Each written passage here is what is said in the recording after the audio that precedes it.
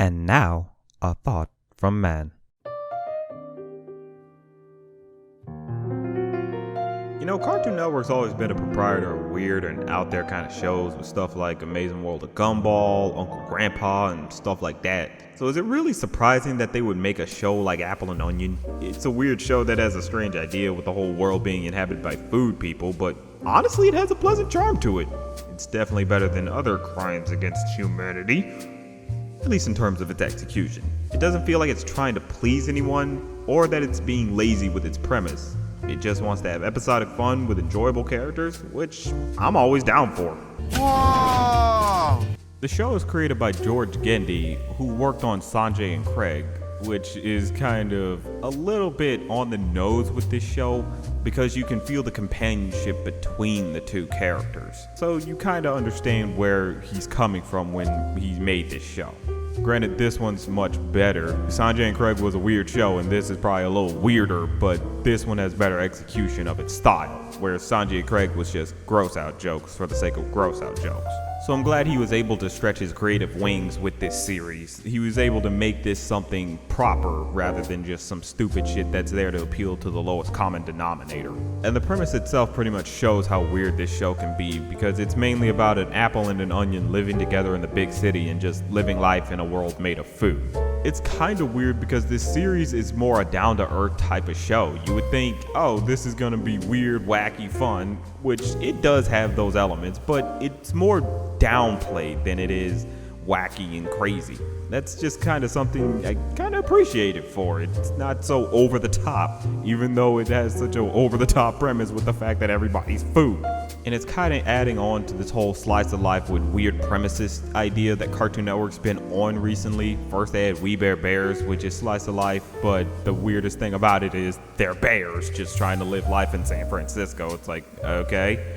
And then they had Powerpuff Girls reboot, which was sort of slice of life, or tried to be, and failed miserably at it, but they at least tried. And now you got this, where it's just everybody is food and they just live life normally. It's like, okay, the way they do this show, it just all manages to work. They manage to execute a lot of their jokes and everything perfectly. So it's just something that has a nice pleasantness to it. That's something I really enjoy about this series. It's weird, but at the same time, you still accept it pretty easily for what it's trying to be. And you're welcome.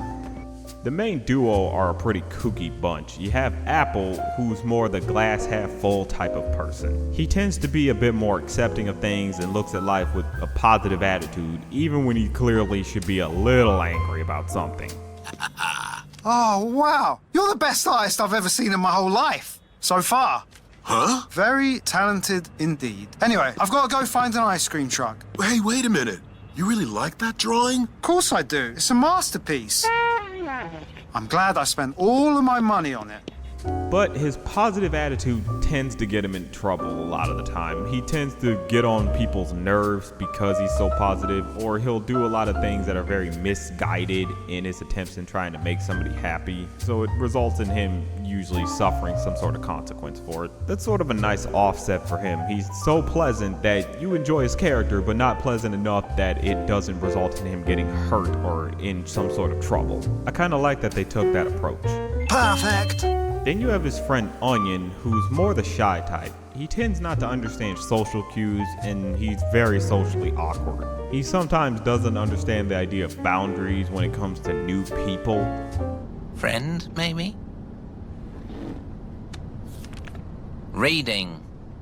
Oh, why do they always sit next to me? It's kind of the weird thing about him. He wants to make friends, but at the same time, he's not really familiar on how to make friends. And he hits it off with Apple because, well, Apple's just a very positive guy, and he really clings to this weirdness of Onion. And that's just the nice thing about them. They're both very awkward and weird, and they complement each other very nicely in the show. However, in real life, I'm pretty sure consuming something like that would result in you hugging a toilet. The perfect team?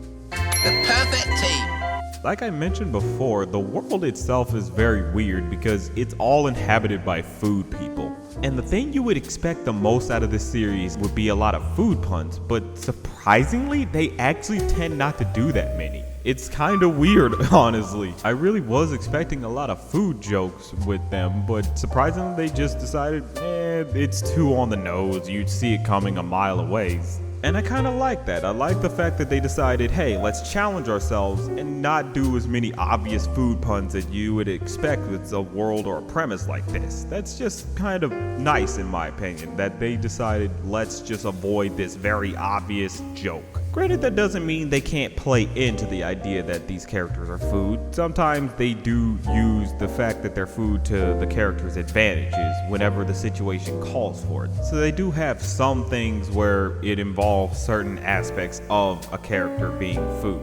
It's just kind of something that I enjoy, that they rather it have something that plays into the situation rather than just constantly making puns. They make a few minor puns here and there, but not so much that you're like, okay, I get what this show is gonna be. You pretty much don't know too much about what you're gonna get with this series, and that's something I can pretty much appreciate about it. We're trying to catch that truck. Well, you gave me the gift of coolness. Let me give you the gift of speed. Bend over.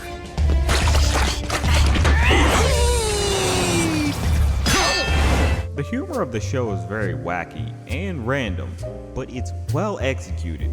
It's very silly, but it has a nice charm to its silliness. The big call sign for Apple and Onion is they very much enjoy singing. Like almost every episode, you will see them make up some random ass song and sing it. And ultimately, you kind of feel good about the songs they sing. They're just very day-to-day, what we're doing type of songs, as in they just sing about what they're gonna do, what they plan on doing, but it's just like, that's kind of nice, you know? That's sort of what some people do. They just kind of hum to themselves, or they'll make up some song in their own head about what they're doing, and it's just kind of nice. One thing I really do enjoy the most about Apple and Onion is that it relies more on the wackiness of the world and the characters in it than just unexplained randomness. It's more on the lines of these things happen, and a lot of it feels connected to things proper. It doesn't feel like, here's some random stupid shit just for the sake of it. It's more on, this thing happened and now this other thing is connected to that thing that just happened. And now you're starting to see everything kind of come full circle, or you're seeing the play out of everything happening. It keeps everything nicely connected. And the thing about the humor is that it very much relies on the characters kind of annoying people a bit because they really don't understand social cues. A lot of the time they can do some stupid things or be very misguided and kind of wreck things for other people, but it works out because they usually recognize their mistakes. They can be pretty stupid in their antics, but it's not so much that they're done out of ill intent or that they don't care. Like, they truly do care if they hurt somebody in some way, and they make it their mission to try to right that wrong. And that's something better than other shows where the characters can tend to not give a crap. Their thing is, they do care. They're just misguided in their attempts to help people. And that's something you can kind of appreciate about the characters. And the animation itself plays into the world, because it adds a nice softness to the characters and the world around them. It just makes it feel like, yeah, this is a nice community. It's like, come in, you're welcome. It just has a nice, irresistible charm to it. It just feels very comforting. You just sit back and you feel kind of relaxed as you're watching it. You still get very funny jokes, and a lot of the characters can act a bit frantic on stuff happening, but at the same time, you just feel like, you know, I can just kind of sit back and relax and chill and watch this. It doesn't feel like it needs to be over the top. Granted, it can be over the top here and there, but it still kind of relaxes you as you watch. Classic. Coca Classic. This is just an all-around pleasant and charming series. It's something I just feel like I couldn't get enough of. As I was watching it, I just almost fell in love with how great this show was. I just really enjoy the characters, I enjoy the world, I just enjoy everything about this. It can be kind of out there with the idea of the fact that they're all food, but it's not so out there that you couldn't accept it, because the characters themselves are just very welcoming, and the way it's animated feels welcoming. You just feel kind of calm watching it. And this is the type of series that I'm happy Cartoon Network decided to pick up. This is something that just has a pleasantness to it, while at the same time knowing we don't need to be super over the top. We don't need to be random all the time. We could just be sort of different. This is what I was talking about with Cartoon Network. Variety. That's where Cartoon Network always excelled, and this series is no exception to it. But that's just a thought.